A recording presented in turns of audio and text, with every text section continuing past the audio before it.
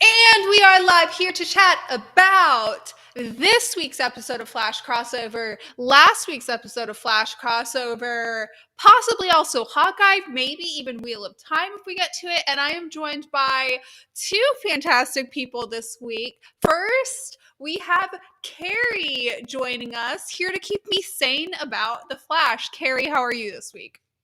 I am doing fantastic. Hope you're doing well. I am doing great. I'm doing better since you're here because you're going to talk me out of having an entirely negative only viewpoint of The Flash this week in particular.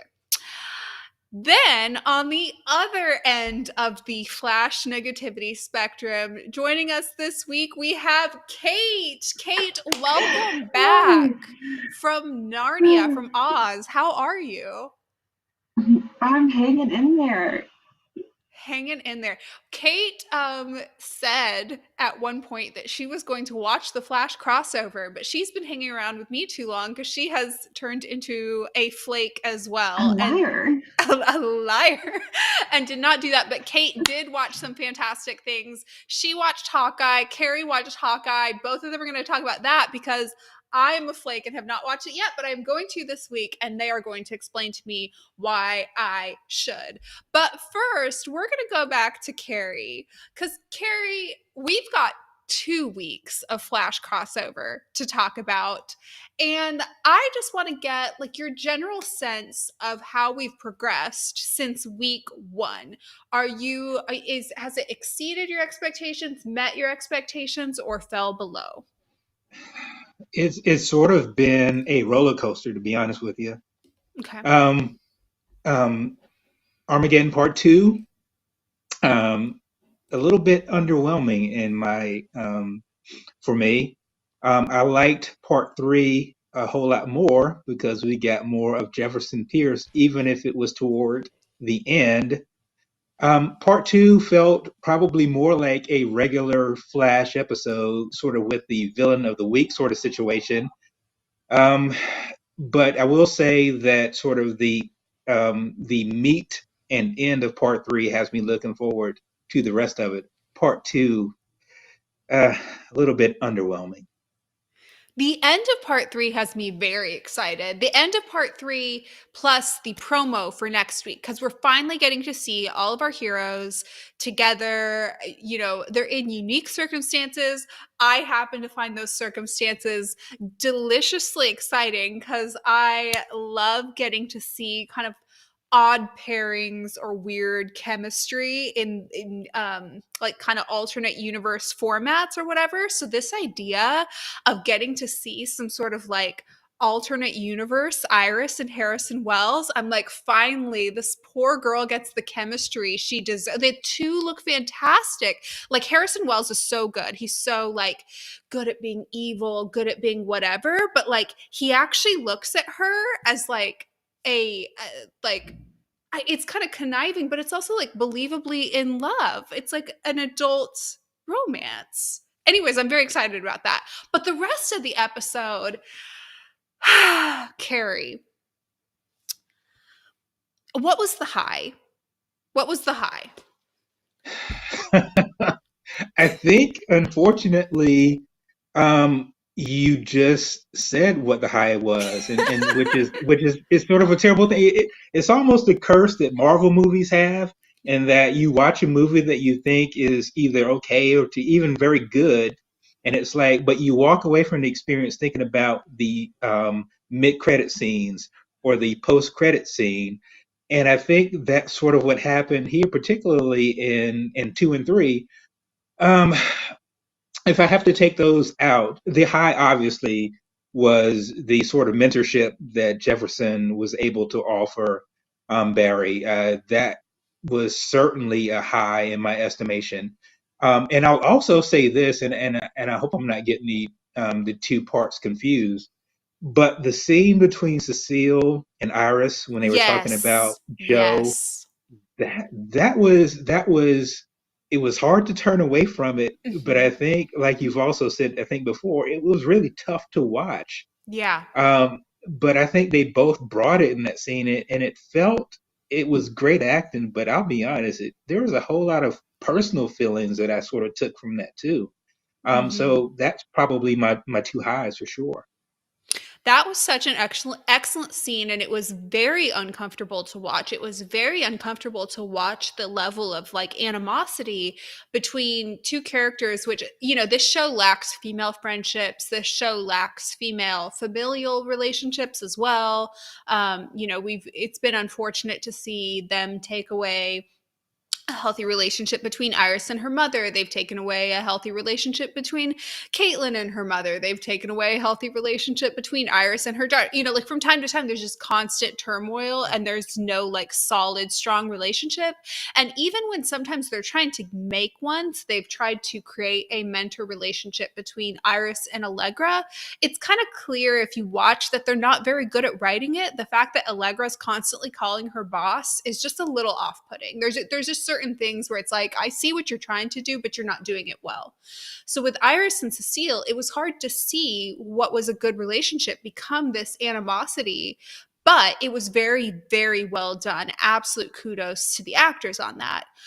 For me, I really struggled with the role that they made Jefferson play.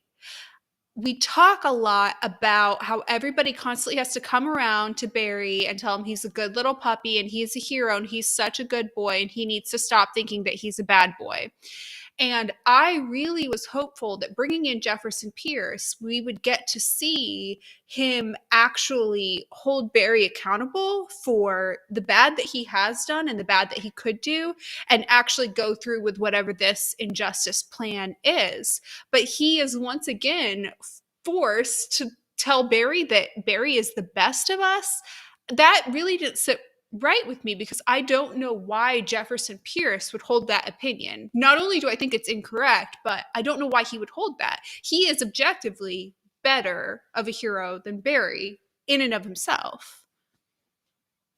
I I will realize I'm not putting you in a argue. position where you're having to defend this episode, No, no. but In fact, I'm not going to argue with that at all. And it sort of takes me to, I guess, the companion question that you asked of what was my high, and so the opposite of that is what is my low of this episode. And my low of yes. this episode is this: they talked about this plan for injustice, Mm-hmm. and all of that juicy, incredible narrative happened off screen. And I Right? certainly and I certainly understand why.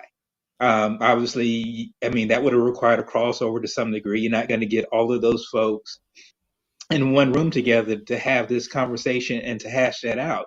But when you're telling me the most significant thing to transpire, the most important thing that I thought about in this entire episode was their injustice plan, and all we get is a reference to it and say, hey, yeah, we did this after Faust, whoever that is.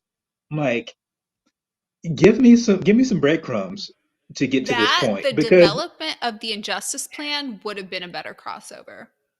yeah, Yeah. particularly considering the last time that we saw this entire group in one room together, it was a love fest, right? Mm-hmm. And we've not gotten any sort of breadcrumbs that says that they've been in any sort of contact since then. And then you sort of just drop this injustice plan in our laps, which I think is fine Mm-hmm. if we had an opportunity to get some breadcrumbs along the way. Um, it could have just been some like text messages that says like, hey, Barry, I just got a text from so and so, and something.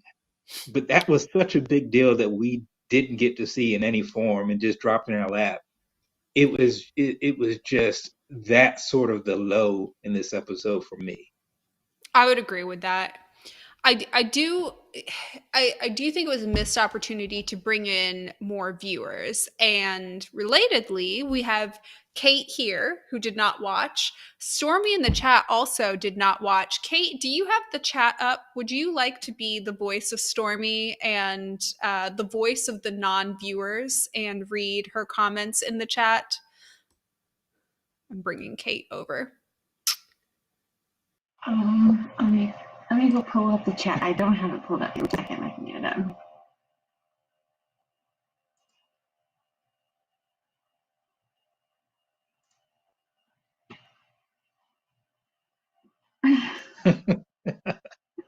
Do a little dance. Come on. Ah, it's still not showing. Come on. Do I want to take a wild guess at what the people are saying? I mean, it's Stormy. I would assume it's of the same opinion I would have had if I watched, or didn't watch. However, she is probably also My negative. guess would be this. If you're going to use Arrow as a crutch, yeah, I figured as much. Hmm. Yeah. Okay. Yeah. So Stormy says, didn't watch Flash, but of course I saw the disrespect to Arrow. Boy, those writers are so petty. It's the only consistent thing about that show.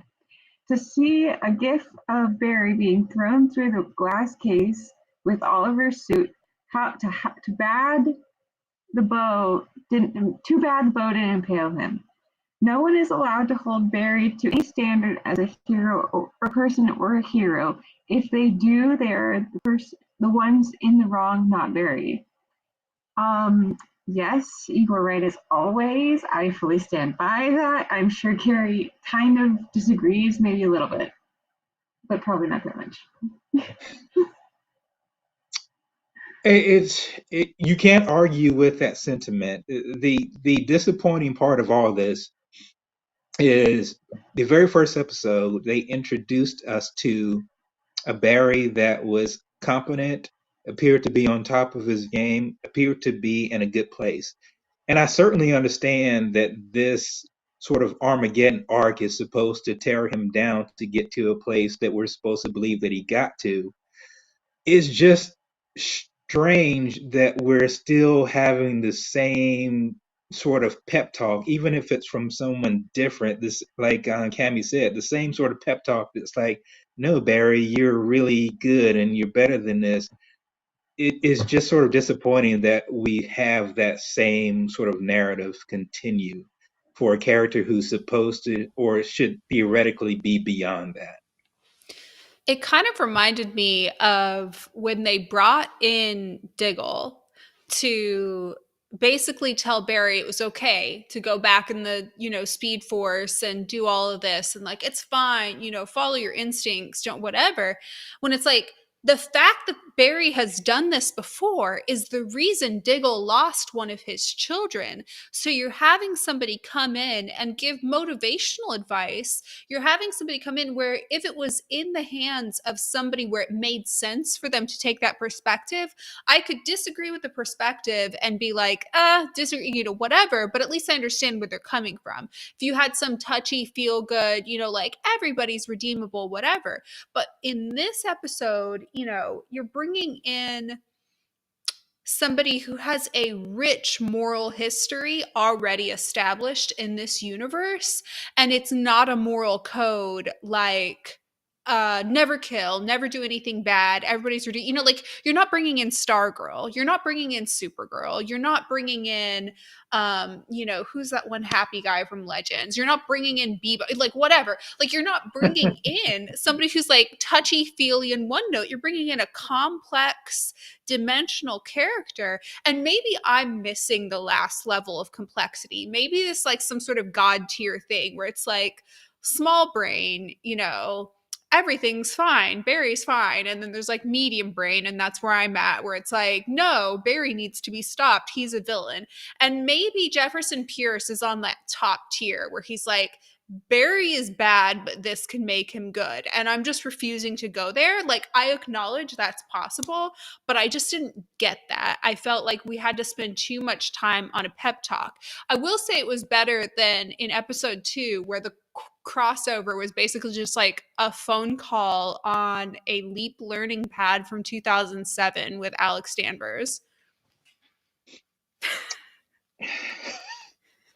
That is fair. That is fair.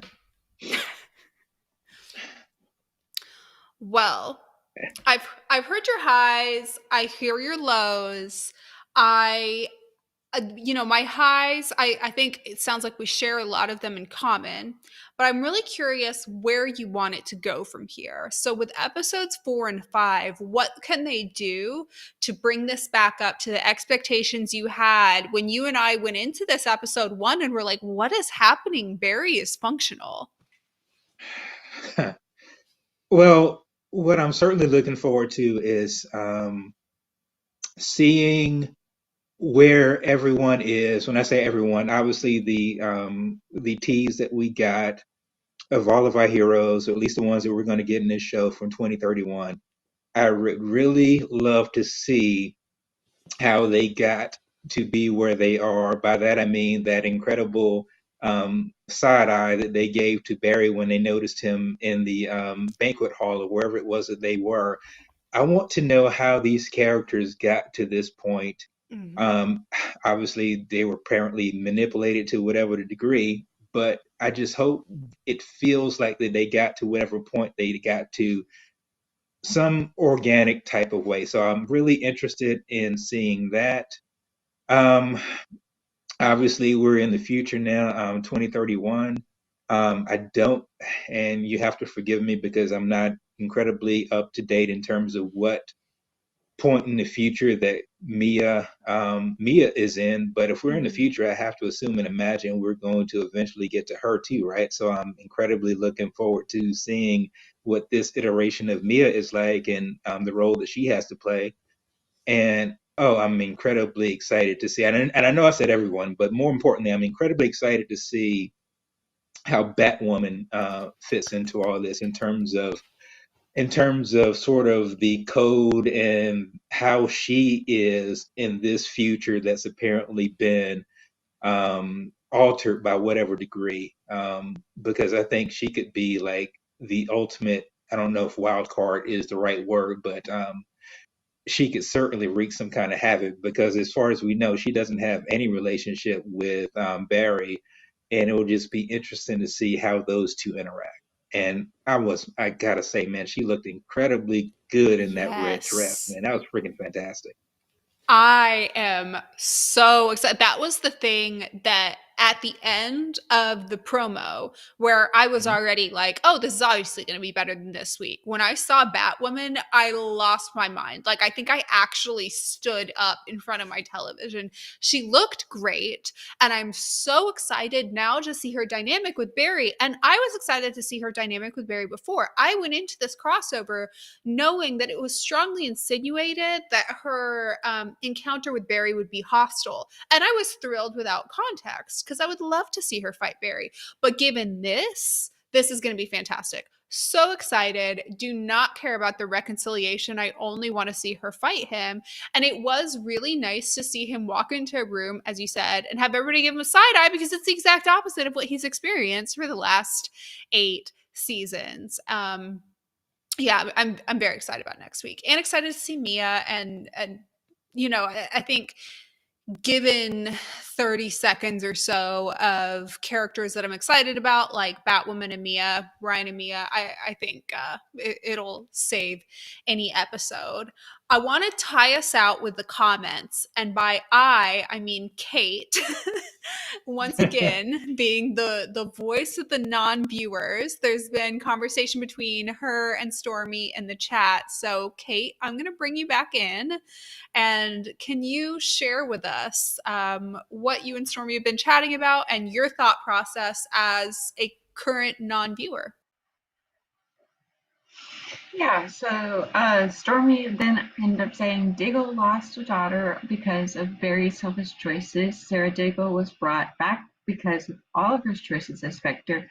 Barry did nothing to any to atone for what he did.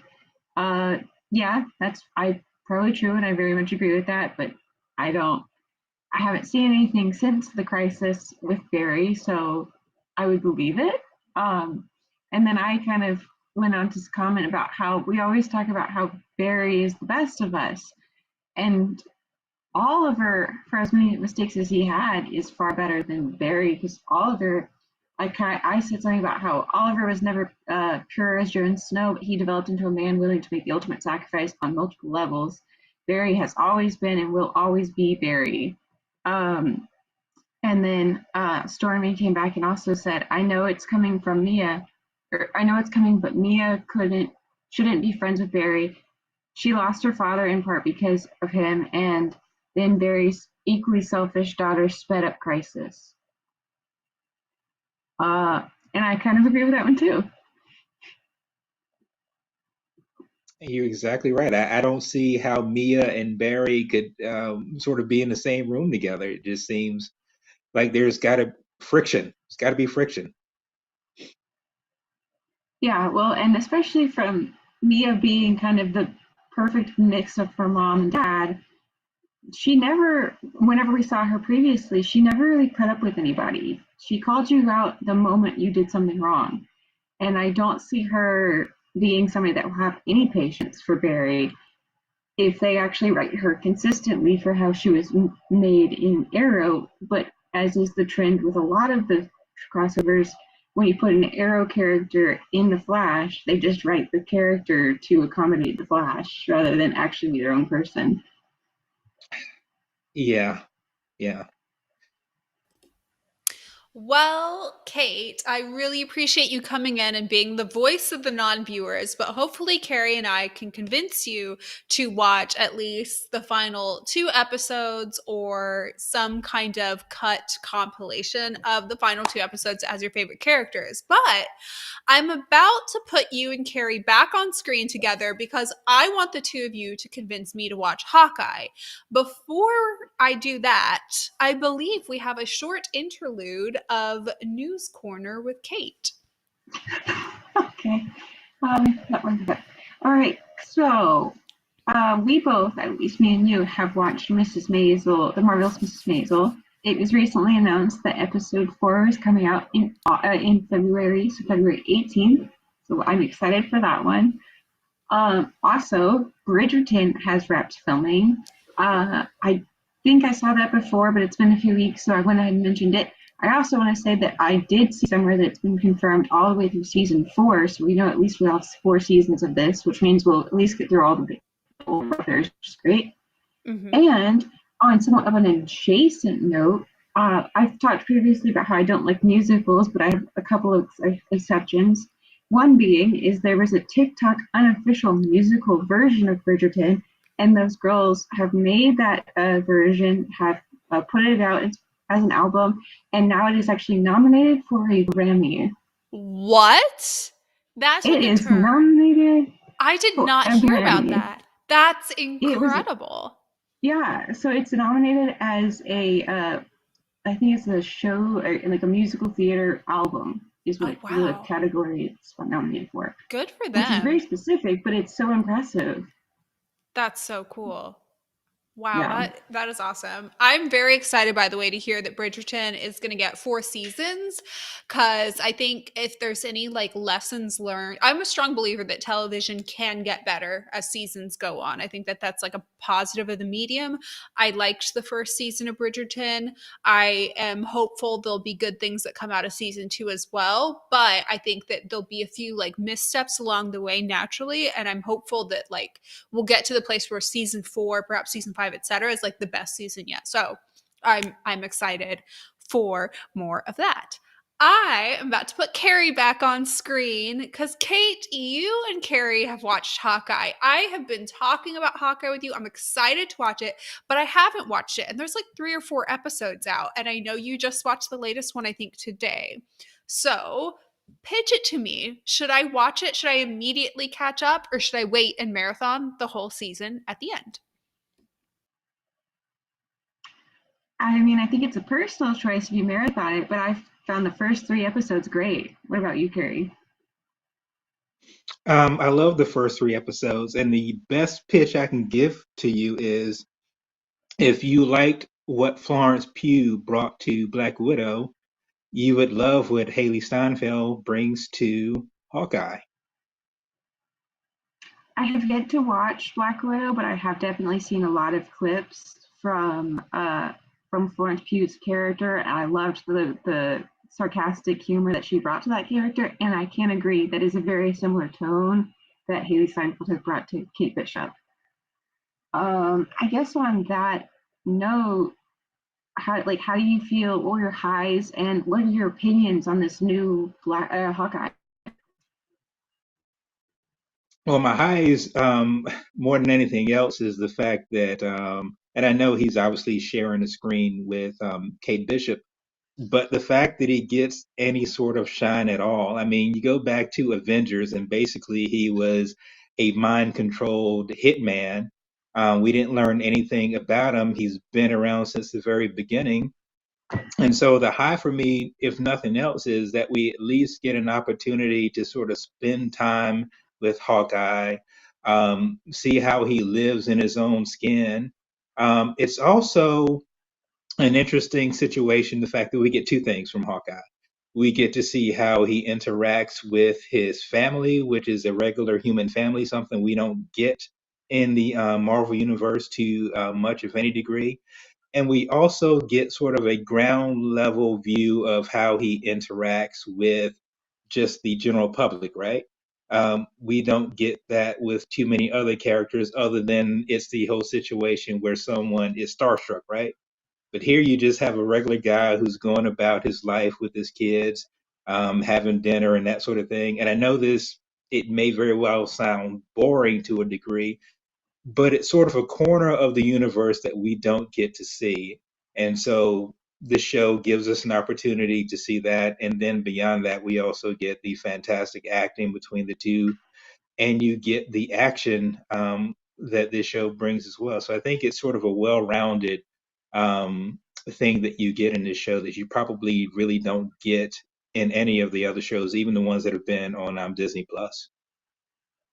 Yeah, well, and what's great to me about it is I really liked Agents of Shield, and of course I liked Arrow. It's just, to me it kind of feels tonally, especially, a kind of a mix of them because it has a little bit more of the humor, a little more lighthearted, and it's already gotten to that like mentorship level of story, and like seeing just a dad that wants to be with his kids kind of story that you don't get into like season 6, 7, 8 of Arrow. But it also has that super grounded, he just shoots a bow and arrow. Right. He's a little bit more comic relief. He's a little bit less like, I'm on a mission, I have to do that. But at the same time, that's actually what the whole story he kind of went on in the 5 year gap, and he's kind of on his I guess making kind of making amends for the actions he made in those 5 years. And it has notes of Arrow, which I like, but it's also got this fresh twist of, he knows what he's done, he's trying to do better, but also he's really just trying to move on and be with his family. And then this extremely reckless but breath of fresh air, wants to do good but doesn't know how to, has all of the physical skills of archery, fencing, martial arts, but has no practical ability of like any reconnaissance, anything like that. He's met with this girl who has created so much trouble, and yet he can immediately, when you start to watch episode 3, you can see that as begrudgingly as his assistance has become, he really enjoys, like, he is proud of her already, and Right. he likes her, and he's growing to admire her and appreciate her for her pure intentions and her want to help other people, even though she has, in her first go around, really made a mess of it. Yeah. I really appreciate the fact that you brought up the atonement um, portion of the show, because I'll be honest, the first few minutes or the first few scenes of part three, without giving too much away, you saw what his actions as Ronin did, and the hurt that it caused. And I'll be honest with you, when I saw that from a different perspective, I'm sitting there thinking to myself, who am I supposed to be rooting for here? Um, Yeah, and that was really interesting to see, because I'll be honest, even going through the episode and knowing the things that he's done on the side of good, I'm still sitting there thinking there has to be there has to be a price that he's going to have to pay somehow. And it's like, it's not a price that I want to see him pay, but it feels like if it's a price he doesn't pay, then he's getting away with something. Yeah. Well, and it, like I said, I haven't seen Black Widow yet, but I know it does end with Florence Pugh's character kind of being tasked with punishing him in some way. So I foresee that developing in the later episodes. But it was interesting because, like you said, in the first few minutes of this episode, we get to kind of see a little peek behind the curtain of some of the events previous. And it was an introduction of a character that I think is, without having ever heard her actually speak because of her specific person. We've only seen her sign. But it was such a fascinating introduction of a character that is framed as a villain, but honestly, I very much, from all I've seen of her, I very much understand why she's doing what she's doing. She's a very relatable villain. I think that villain is actually doing something that they tried to do with Falcon and the Winter Soldier. I forgot their names, but all that group. But they're doing it in such a way that it goes less into the bounds of terrorism and more into the bounds of, I'm just trying to make amends and like salvage the memory of my father type thing. Right. It's certainly a much more personal and intimate story, and it's an easier access point for the viewer. And I forget the name of the villains in Falcon and Winter Soldier, something like Red Hand, Red Flag, something along those lines. But again, Yeah. I think even watching that, we were all sort of like, we see that there's a point that you have. I just don't know that the show did enough to get us on their side. I don't think that they showed us enough. And again, in the first few minutes of this episode, I think you saw everything that you needed to see to say there's got to, and I think even Hawkeye would probably get to the point where he would say, you know what, there has to be some price to pay. It's just a matter of what and who and how. Yeah, definitely. And to kind of comment on a conversation that Cammie and I had this week about heroes that have made mistakes, terrible killing choices and things like that. It's interesting to see in conjunction, like there's another Disney Plus show where there was somewhat villainous actions of a non-villain character that we're going to have to kind of decide, should you be punished or should you be absolved because of your other choices? And she's talking about WandaVision. I'm just going to interrupt. I am talking about WandaVision. It'll come as no surprise to anybody to know she's talking about WandaVision. I'm talking about WandaVision. It wasn't in I hadn't seen this episode to really put this connection in, but when you compare those two, her actions were all very accidental, but his were all very intentional. And it's interesting to see, as a lot of people received WandaVision as there were some questions of should she be punished. And well, that one's a toss up and it depends a lot more on conversation. If you're talking about punishment, he was a bloodthirsty vigilante for many years. And while I don't want him to be punished severely, as a viewer, as a fan of him, I like watching him. There's also this level of, but doesn't he deserve it? I will tell you this: what scares the bejesus out of me is that punishment for him wouldn't necessarily be okay that he dies. Punishment for him would be something happening to his family, and just the thought of that, I mean, that tears at my heart, because I'm like, and to be honest, I wish we have had an opportunity up to this point to see more of them, particularly his wife, who's basically apparently only available by cell phone. But I just feel like I've got this sinking suspicion that whatever punishment comes his way is going to be when two things happen. When they discover that he's Ronin, and they figure out a way to get to his family. I think those will be the two critical points for him. Definitely. Like, I don't, and that's what the big reason I don't want him to be punished is, like, yes, on a has he done wrong platform? Yes, of course, but do I want him to be put in jail? Not particularly, but that's really just because it doesn't make a great story. But I really don't want him to face punishment as his family, because he was making all these misguided decisions in that 5 years because he had lost his family. And for him to basically be punished again by losing his family, that's poetic justice, but it really hurts.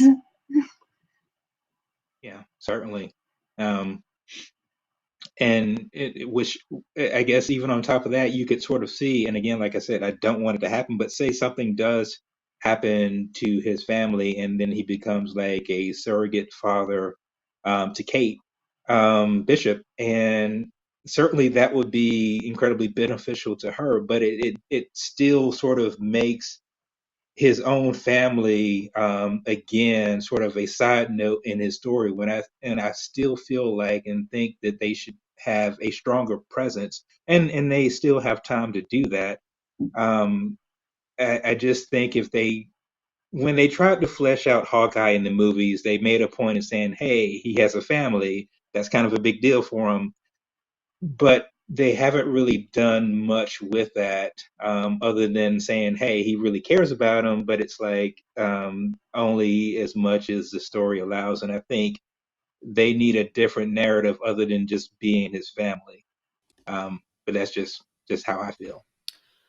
If I could just jump in here, I want to say, and I don't know if this is an unpopular opinion or not, but I think in like hero, not just comic book hero, but hero television in general, there's a little bit too much emphasis on found family over original family.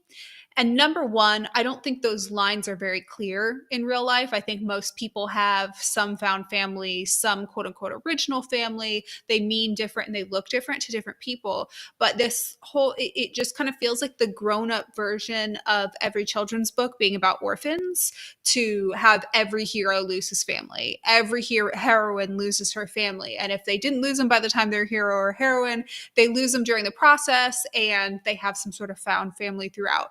And it just feels like a trope that creates this unnecessary delineation. So, as such, I'm essentially agreeing with you and Kate that I hope this doesn't become something where it's like this is all leading up to some sort of shock episode where this guy's family is killed and we all cry over some woman and kids being killed. And then now he has a protege to invest in who's essentially his family. It just kind of, it divorces us from, I think, the real feelings we have in real life about the different kinds of family. I will also say both you and Kate have sold me on this, and there's a couple different lines you've said that have done so. Kate mentioned Agents of S.H.I.E.L.D. For me, Kate is this way. For everybody else, Kate is in the invisible ether right now, but I'm going to bring her back in a second. Kate mentioned Agents of S.H.I.E.L.D. Definitely sold on that. I see where that's going in terms of like level of gravity and the types of characters. And Carey, you mentioned at multiple points saying you didn't know who you were supposed to be rooting for. And I love shows like that. I love a good flawed hero who knows they're a flawed hero. I love a good, interesting villain with redeemable characteristics who knows they're somewhere in the gray. So I love things on that gray spectrum. I'm very excited, and I will catch up before next week, probably. So, with that being said, we're going to dive into / wrap this up with what else we all watched this week. And I'll bring Kate back in to go first because I already know what hers is.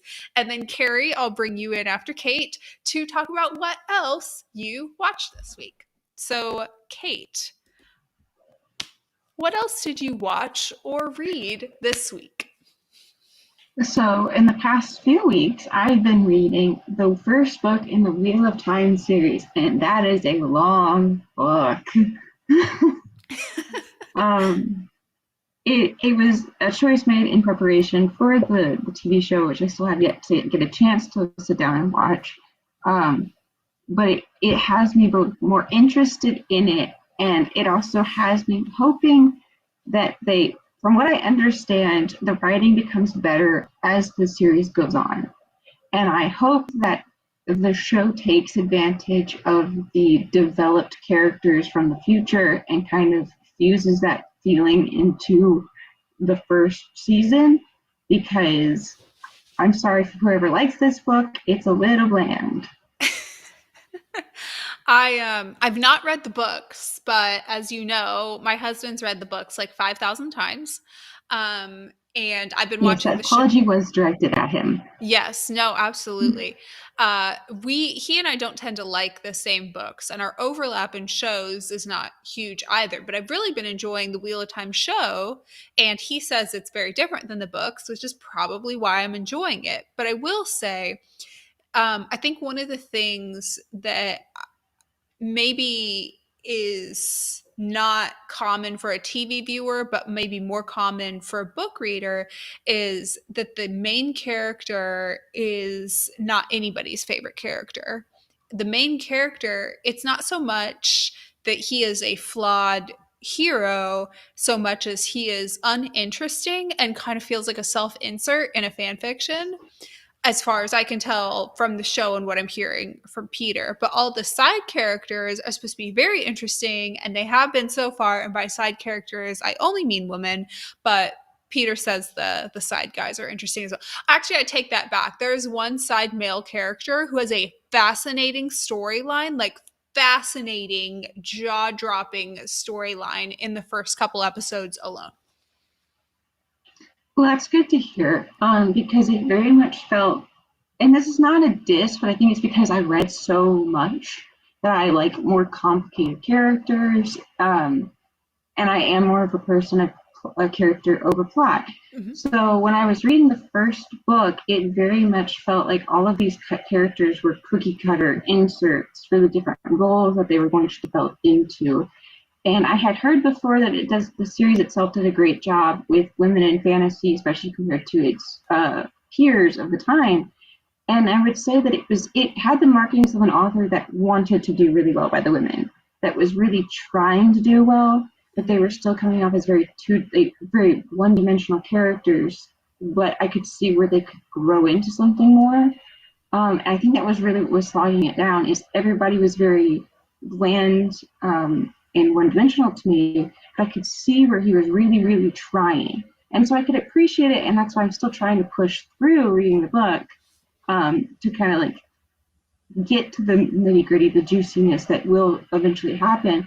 But it's still kind of that very basic boxed-in character that fills a role rather than actually has a personality. Yeah. There's multiple times where through the basis and premise of the story itself, even just aside from plot progression, just based on the sheer premise, you kind of have to sit and cringe as a viewer and acknowledge that some guy wrote this instead of going to therapy for like all kinds of, issues he has with women and issues he has with like probably sex and sexuality and issues he has with power and like all of this. And rather than become a menace to society, he wrote these books. And it's like, it's better than if you had become a menace to society, but it's not as good as if you had gone to therapy, but I'll take it. In the actual show, I think they have improved women. I say that without having read the book, but having, heard about 3 hours of commentary for every single hour of the episode through Peter. And I expect that will continue for the foreseeable future, so long as Mr. Jeff Bezos decides to renew this show. So that's going to be my life for a while. It's a good thing I'm sort of enjoying it. With that being said, I'm going to bring Carey back on, and Carey is going to tell me what he watched this week. Was it Wheel of Time? It was not Wheel of Time. It's actually I've got I've got a little bit of break in my television viewing because a number of my shows have gone on like the mid-season finale break. Legends of Tomorrow being the primary one. They just did their mid-season finale last week. fantastic episode. I will always pitch it until I'm not allowed on here anymore. But watch the show. If you gave up on it, come back. If you like, um, let's see, we've got like a Terminator plot. We've got like a Pod People plot. You've got like obviously time travel. You've got zaniness, but but you have seriousness in a lot of different ways. And more important than anything else, and when you sort of examine this cast, they've got a cast of about maybe 8 to 10 folks on it, and more than half of them, I think, you put a gun in my head, are women, and they are all incredible, fantastic, great characters, have great stories, arcs, and that sort of thing. So I have been watching that, and they're at the mid-season finale, which was fantastic. So I have to wait to January to finish watching that, which will give me time to catch up on Batwoman because it's probably been a few weeks since I've seen a new episode of Batwoman. So I'm incredibly looking forward to that. Um, I don't know if you've seen the show. It's called La Brea. The No, about but the I've heard it's really good. Yes, I have been watching that, but it's sort of been, I'm trying to like fit that in when I can see it. So I probably got about 2 episodes that I need to catch up on, but that's been fantastic. One of the best things about that show is the premiere set up all of these incredible mysteries and that sort of thing, and they have not pulled a loss by saying, "Hey, hang around for about 4 or 5 years, and we'll let you know what those mysteries are." Mm-hmm. They've started teasing them out and telling you what's going on in like episode 2 and 3 and that sort of thing, Oh, nice. which is fun for me because who wants to sit and watch something get teased out for like 3 or 4 years if you don't know if you're going to even get that far? Mm-hmm. But it's still done in a way where they're not saying, "Oh heck, we're just going to drop everything on you at once." Um, so I've been watching that, and that's been a really good show. Let me think. What else have I watched? Um, I think that pretty much covers it. Obviously, other than Hawkeye, Mm-hmm. which I've been following. There feels like something that I'm missing. Oh, I know what I will be watching in about maybe 10 minutes or so. Bebo Saves Christmas. How can you not love Bebo? That's the real spirit of the See, I would accept a character like Bebo in a holiday special. I would expect that kind of character in a holiday Yeah. special. And it's animated, which means you get to see Bebo in all of his magnificent glory. That's adorable, actually. See, I feel Um, like the arrow equivalent would be like the fern. And I remember the love fern that like didn't really get much airtime but like existed. I I feel like there was always these sort of jokey talks of like, what if there was like a Love Fern web special where it was like the entirety of the Arrow journey in 10 minutes from the Love Fern's perspective or something like that. And I always wish the Arrow would have done fun stuff like that. While I am villainous, I am not opposed to all fun. The blue teddy bear Speaking of thing. Arrow, if you can see that. Hey, shout out. I just came across my Aero Squad hat the other day. I have like a ball cap and it was like back in a drawer. I just saw that. I think it was actually today when I was organizing. Did I it? actually have a bunch of, you can't see it, but there's a cabinet behind Miss Torres right here. And I've got Aero Squad stuff in there too. Okay. I watched Carey marathoned. I should not say watch. I hardcore marathoned 2 shows. Okay. I'll tell you about one and I'll tell Kate about the other, but I'm going to let you pick which one you want to hear approximately 1 to 2 minutes about. Clickbait or Selling Sunsets? Clickbait. Good choice. Okay, so Clickbait, it just came out on Netflix. It is a murder mystery basically, but there's a lot more to it than that, and it's a limited, series special. So it's only 8 episodes. Each episode's only like 40 minutes. Like the whole thing you can marathon in no time if you're me and are crazy. Each episode is from a different character's perspectives. So you have the sister, the wife, the son, the reporter, the mistress, the whatever. And while on the surface, it's a pretty modern murder mystery. There are, like you see people texting and it is in modern day, and there are references to modern things like online dating and so on. The format is very much like old 1920s to 1940s murder mystery books, like a whodunit type of murder mystery book. Very convoluted. Every character is very complex. There's no one shining star, whatever. It has a couple motifs that have become like very they're part of what I would say is like the current Netflix motif. So like hot crazy girls who aren't like hot on the surface, but then like 2 episodes in you're like, wait, she's really hot, isn't she? Like needs a shower, but like looks like she would be hot underneath that. Hot cops, which like you don't want to like because it's like it's a cop, but then at the same time it's like, oh, okay. And crazy old people. Whole thing start to finish was enthralling, wonderful, strong female characters, and by strong I mean crazy. You would enjoy it. And this is on what now? Netflix. I have Netflix. Dig it. Come back and tell me what you think. All right. By virtue of your choice, Carey, you have saddled Kate with Selling Sunset.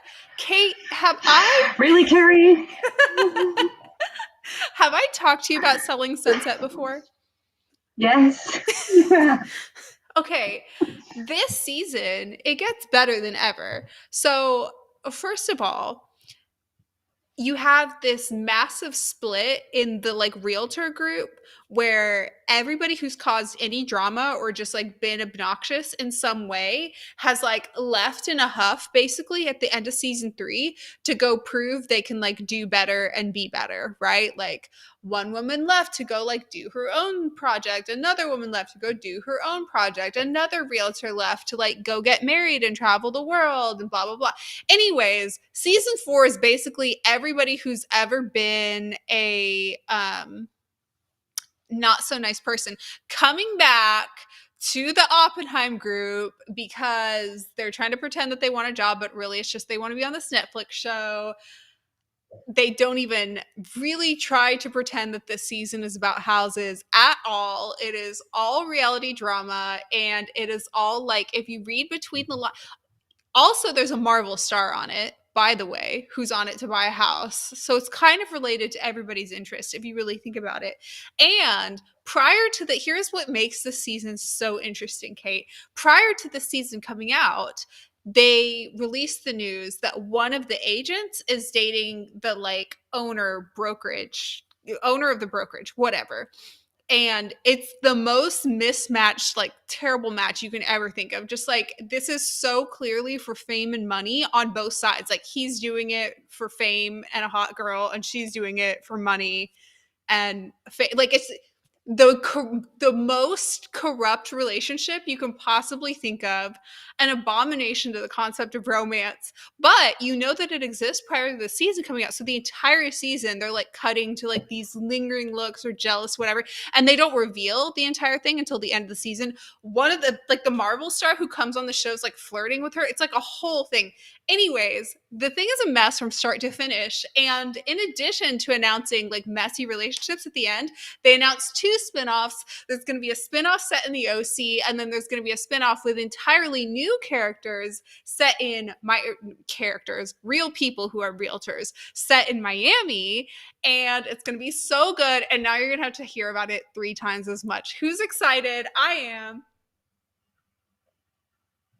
Oh, The narrator. no. The crowd does not go wild.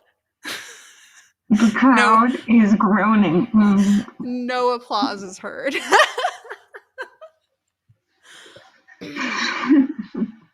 Kate, you should watch it. It'd be good background noise while you're like doing smart homework stuff and saving the world. I have taken us 1 minute overtime. So as penance, I'm going to take myself off screen off view, and you and Carey can wish everyone a wonderful week and tell them where they can find you between now and next week or whenever I see you next. Kate, you can go first. Exactly what she said. Have a great week and we'll see you next time. Same place. I'm looking forward to hopefully getting a chance to watch The Wheel of Time before next week, and you can find me on Twitter at KateJohnson314. You can find me on Twitter at CareyJohnson919. If you love to have your timeline exploded with Star Trek news, please give me a follow. And you can also find me tagging along with my Legends of Tomorrow Facebook friends on Tomorrow's Legends. Just go to Facebook, type in Tomorrow's Legends. You'll find a podcast with Martin, Jess, and Jeff, who do a fantastic job, and we have a great time. We want more folks on the Wave Rider. That sounds great. Thank you so much, Carey and Kate, for joining me this week. I have the links to both of their social media accounts already